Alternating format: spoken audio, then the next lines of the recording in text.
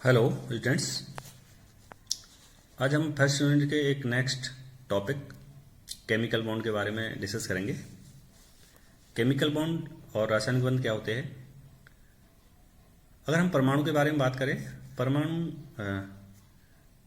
Freely इनका existence नहीं होता है, मुक्त रूप से ये रह नहीं सकते हैं। तो एक परमाणु किसी अन्य दूसरे परमाणु के साथ में सहयोग करता है और सहयोग करके ये दोनों परमाणु आपस में एक दूसरे से मिल जाते हैं, जुड़ जाते हैं और एक अणु का निर्माण करते हैं, एक अणु का फॉर्मेशन करते हैं और अणु से कई सारे यौगिक, कई सारे कंपाउंड्स का फॉर्मेशन होता है। तो कुल मिला के बात यह है कि ये जो परमाणु है जब आपस में एक दूसरे से बंधते हैं, जुड़ते हैं, तो इनका जुड़ना आपस में या बंधना ही अपने आप में रासायनिक बंध कहलाता है।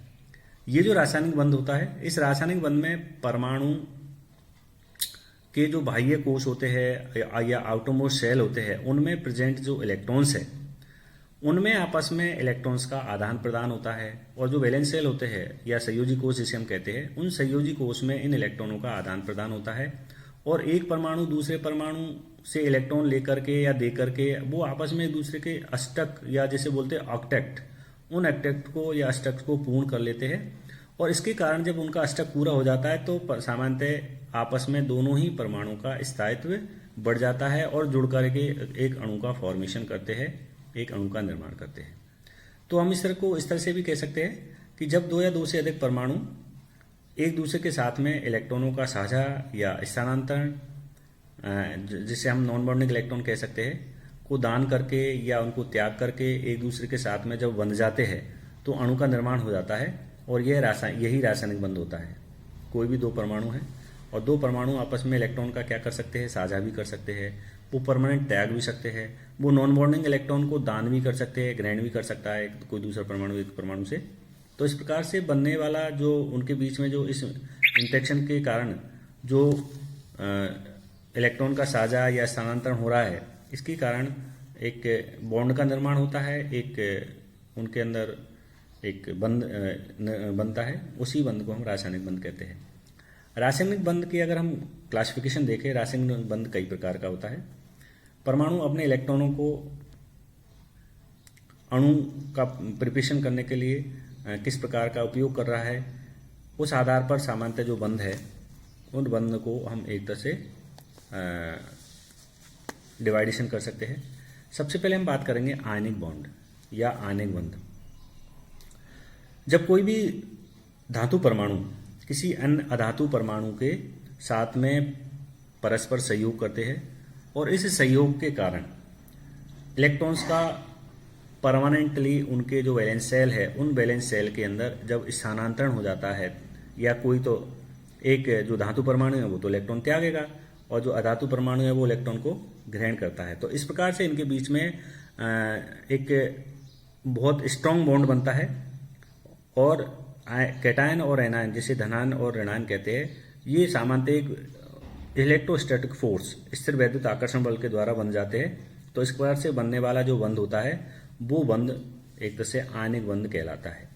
और ये जो आयनिक बंध होता है ये सबसे अधिक स्ट्रांग बॉन्ड कहलाते हैं।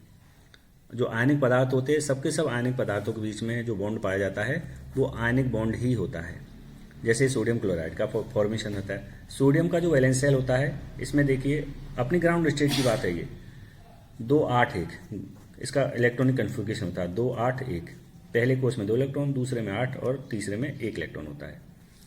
लेकिन जब ये 1 इलेक्ट्रॉन त्यागता है तो इसका जो वैलेंस शेल होता है उसमें इलेक्ट्रॉन कितने रहते हैं, 2-8 यानी 10 इलेक्ट्रॉन, 1 इलेक्ट्रॉन यहाँ से निकल जाता है।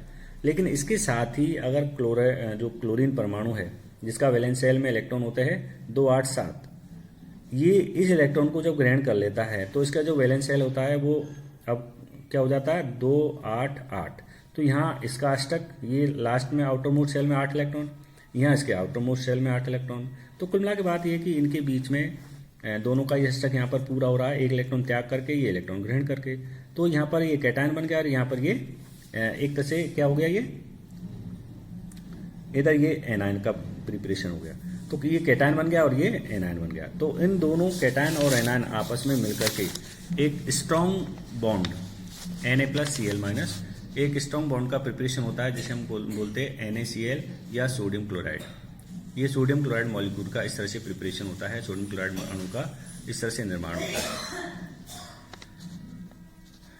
तो ये जो बॉन्ड होते हैं ये सबसे स्ट्रॉन्ग बॉन्ड होते हैं, और इस प्रकार के जो पदार्थ होते हैं इनके जो मेल्टिंग पॉइंट्स होते हैं, जिन्हें हम कहते हैं गलन बिंदु या गलनांक, वो भी बहुत उच्च होते हैं। अब बात आती है एक दूसरे प्रकार के बंध, जिन्हें हम कहते हैं सह संयोजक बंध, कोवलेंट बॉन्ड। इस प्रकार के जो बॉन्ड है उसको बनाने वाले जो दोनों परमाणु हैं, करीब करीब हम ये मान के चलते हैं कि ज़्यादातर केसेज में समान विद्युत ऋणताएं वाले होते हैं, और कुछ केस में असमान भी हो सकते हैं। इस प्रकार के जो बंध है उसमें सामान्यतः जो परमाणु हैं आपस में जो इलेक्ट्रॉन है उनका एक तरह से समान रूप से शेयरिंग करते हैं। बंधित परमाणु इलेक्ट्रॉनों का समान रूप से शेयर करते हैं, समान रूप से साझा करते हैं। तो इस प्रकार से दोनों जो परमाणु हैं उनका अष्टक पूरा हो जाता है, और साझे के जो दोनों परमाणु जो इलेक्ट्रॉन है, दोनों परमाणु के बीच में जो साझे के इलेक्ट्रॉन है, उन साझे के इलेक्ट्रॉन के ऊपर दोनों परमाणु का समान अधिकार होता है। और तो इस तरह से जो बनने वाला बंध है वो सामान्यतः सह संयोजक, सह मानी समान और संयोजक मानी दोनों ने समान एक तरह से सहयोग किया है इलेक्ट्रॉन को साझा करने के लिए। तो इस प्रकार से बनने वाला बंध सह संयोजक बंध कहलाता है। तो सह संयोजक बंध सामान्यतः जब अगर मान लीजिए वो एक एक इलेक्ट्रॉन का साझा करते तो उनके बीच में सिंगल बॉन्ड बन जाता है। अगर मान लो वो दो दो इलेक्ट्रॉन का साझा करते तो डबल बॉन्ड बन जाता है। तीन तीन इलेक्ट्रॉन का साझा करते तो ट्रिपल बॉन्ड का प्रिपरेशन होता है उनके बीच में। जैसे फॉर एग्जाम्पल हाइड्रोजन के दो परमाणु हैं, हाइड्रोजन का एक परमाणु का एक इलेक्ट्रॉन ये रहा, एक परमाणु का इलेक्ट्रॉन ये रहा। ये दोनों परमाणु जब एक एक इलेक्ट्रॉन का साझा करते हैं, जब दोनों परमाणुओं ने एक एक इलेक्ट्रॉन का साझा किया यहाँ पर इस तरह से, तो इनके बीच में ये जो साझे के इलेक्ट्रॉन है दो, और इसके इसी तरह से इसके बीच में ये साझे के इलेक्ट्रॉन दो, तो इन दोनों के बीच में ये जो साझे के इलेक्ट्रॉन है ये दोनों के इंटरसेक्शन पोर्शन में होते हैं, अर्थात इन दोनों परमाणु का इन दोनों इलेक्ट्रॉन पर समान अधिकार होता है, दोनों ने समान रूप से साझा किया है। तो इनके बीच में जो बॉन्ड बनेगा वो जो बॉन्ड है दैट इज डैश के द्वारा इंडिकेट करते हैं इस बॉन्ड को, तो ये क्या कहलाता है, ये कोवलेंट बॉन्ड कहलाता है। इस तरह से एक हाइड्रोजन मॉलिक्यूल का फॉर्मेशन होता है। ठीक इसी तरह से हम ऑक्सीजन की बात करते हैं। ऑक्सीजन में सेम ऐसे ही होता है। ऑक्सीजन का जो वैलेंस शेल होता है उसमें 6 इलेक्ट्रॉन होते हैं। तो ये जो 6 इलेक्ट्रॉन होते हैं जिसे आउटरमोस्ट शेल कहते हैं, तो इन 6 इलेक्ट्रॉन में अब ये दोनों परमाणु दो दो इलेक्ट्रॉन का साझा कर रहे हैं ये इस तरह से, तो ये और दो इसके, तो इन चारों इलेक्ट्रॉन पर दोनों परमाणु का समान अधिकार होता है। तो इस तरह से यहाँ पर इसके अगर देखें तो इसका अष्टक पूरा हो गया ऐसे। अगर इसको हम अगर देखते हैं ये, तो देखिए इसमें इसका ये अष्टक पूरा हो गया ऐसे। और अगर इस परमाणु के बारे में बात करते हैं तो इसका ये अष्टक पूरा हो गया।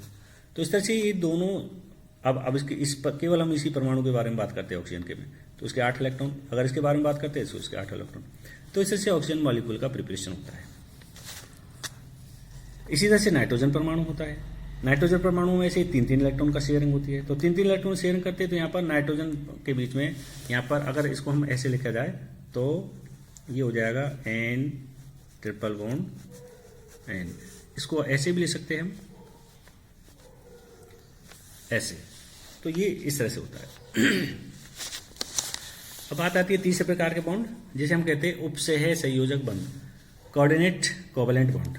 उपसह संयोजक बंध जब बंध को बनाने वाले परमाणुओं में से किसी एक परमाणु के द्वारा अपने जो लॉन पेयर इलेक्ट्रॉन है, जिसे हम इलेक्ट्रॉन युग्म कह सकते हैं, किसी दूसरे परमाणु को डोनेट कर दिया जाता है या उसको दान कर दिया जाता है, तो इस प्रकार बनने वाला जो बॉन्ड होता है वो क्या कहलाता है, सह संयोजक बंध कहलाता है। और ये जो बॉन्ड होता है ये बॉन्ड सामान्यतः एक एरो के निशान से हम इंडिकेट करते हैं। ये जो एरो का निशान होता है इसका जो हेड होता है एक तरह से ग्रहण करने वाले परमाणु की ओर, और ये होता है इसका टेल होता है दाता परमाणु की ओर, जो दे रहा है उसकी तरफ तो टेल, और जो हेड है वो कहता ग्राही परमाणु की ओर होता है।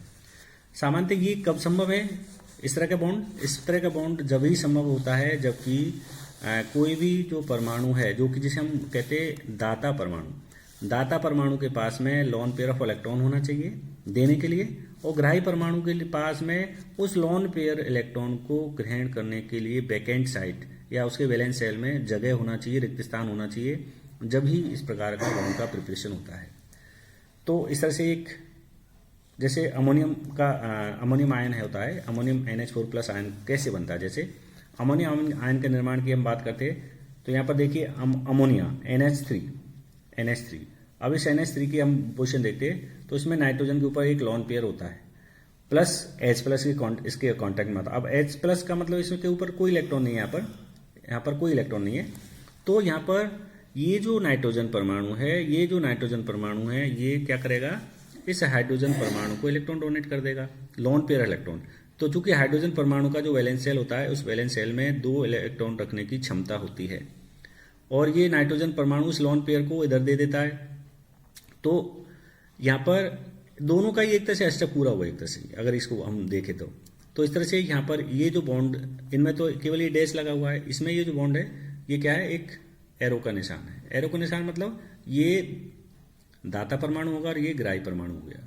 तो इस तरह से इसकी ओर ये होगा। तो इनके बीच में ये जो बॉन्ड है ये कौन सा है, कोऑर्डिनेट कोवैलेंट बॉन्ड हो गया, उपसहसंयोजक बंध।